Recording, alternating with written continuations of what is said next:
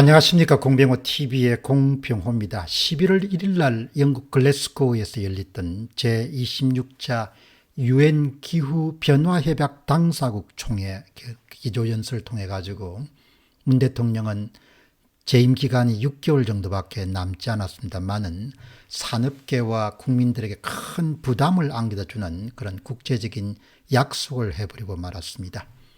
그 약속은 2030년 온실가스 배출량을 2018년 대비해서 40% 줄이겠다는 그런 국가 온실가스 감축 목표, 일명 NDC를 밝혔습니다. 이것은 국가가 약속을 하고 나면 반드시 지켜야 되는 일종의 의무조항입니다.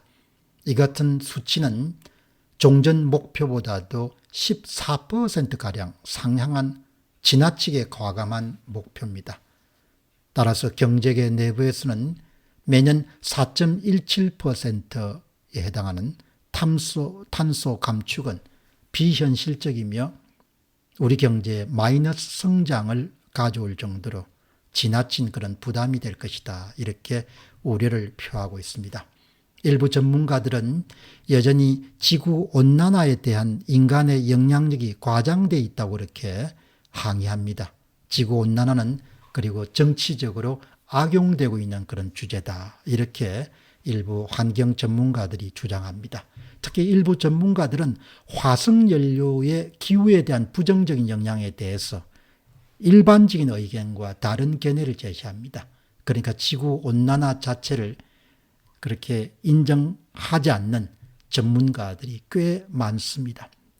지구온난화에 대한 그런 회의적인 주장에도 불구하고 꾸준하게 해수면 상승으로 해변이 사라지고 있다는 주장은 지금 계속해서 이렇게 나오고 있습니다. 그리고 그것은 주장이라기보다도 현실적으로 발생하고 있는 그런 사건이다. 이렇게 볼 수 있겠습니다. 11월 4일자 로이터 통신은 부채 위기 이후에 그리스 경제가 지구온난화 위협에 직면해 있다. 이런 보도를 내보냈습니다. 그리스 북부에 있는 할키디아 지역은 넓은 모래해변과 또 역사적인 그런 유적지가 많아서 그리스의 연간 방문객 약 3천만 명 가운데서 10%가 찾을 정도로 아주 유명한 휴양지입니다. 하지만 최근에는 해안 침식으로 해수욕장이 거의 온데간제 없이 사라져버리는 그런 아주 위기 상황에 처해 있습니다. 위성 데이터에 따르면 해안 침식에 취약한 지역은 할키디아 외에도 약 17곳, 총 18군데에 달한다고 합니다. 현재 그리스는 국가 부채가 국내 총생산 대비 196.6%에 달합니다. 가뜩이나 과도한 국가 채무로 불안전한 경제에 관광산업 침체까지 겹치게 되었습니다. 그리스가 기후위기에 직접적인 피해를 받는 당사자가 될 것이다. 이런 유력한 분석이 나오고 있는 실정입니다. 해변이 사라지고 있다는 그런 그리스발 뉴스는 실제 일어나고 있는 모습을 얼마나 제대로 전달하고 있을까요? 실질적으로 이와 같은 일에 대한 경고가 계속해서 이어지고 있습니다. 지난 10월 31일 날 LBC 뉴스는 하와이 해변에 대한 소식을 전하고 있습니다. 최근에 폭풍 해일과 함께 해수면 상승은 하와이의 해변과 해안선에 평상시보다도 더 빠른 침식을 불러일으키고 있다. 타라 OS 해안위험 전문가는 ABC 뉴스와의 인터뷰에서 이렇게 주장합니다. 여기 하와이에 사는 모든 사람들은 해양학자에 속합니다. 지금 조수를 보고 계시는데 여러분은 파도에 주목하고 있습니다. 여러분은 그 문제들을 매일 보기 때문에 무시하거나 숨길 수 없습니다. 그러니까 해수면이 상승하고 있는 것은 하와이에서는 거의 일상적으로 관찰할 수 있는 일이다. 이런 주장입니다. 최근 프로퍼블리카라는 그런 보고서에 따르면 하와이의 주요 섬들 가운데서 3곳이 이미 해변의 약 4분의 1 정도를 잃었다고 합니다. 하와이주 웹사이트에 따르면 해수면도 4년마다 1인치 상승해서 하와이 해안선의 70%를 위협하고 있다. 이런 경고 사인이 속속 나오고 있습니다. 특히 타라 OS는 마우이에서만 해안선의 약 85%가 침식되고 있는 그런 상황이요. 그 결과 해변이 점점 좁아지고 있다. 이런 이야기를 하게 됩니다. 해수면 상승으로 인한 해변 유실 문제는 근래에 외신에 의해서 빈번하게 그렇게 다루지고 있는 주제 가운데 하나입니다. 지난 3월 1일 날에 발표된 한 연구는 기후변화가 계속된다면 2100년까지 세계 모래 사장의 거의 절반이 사라질 수 있다, 이런 경고를 하고 있습니다.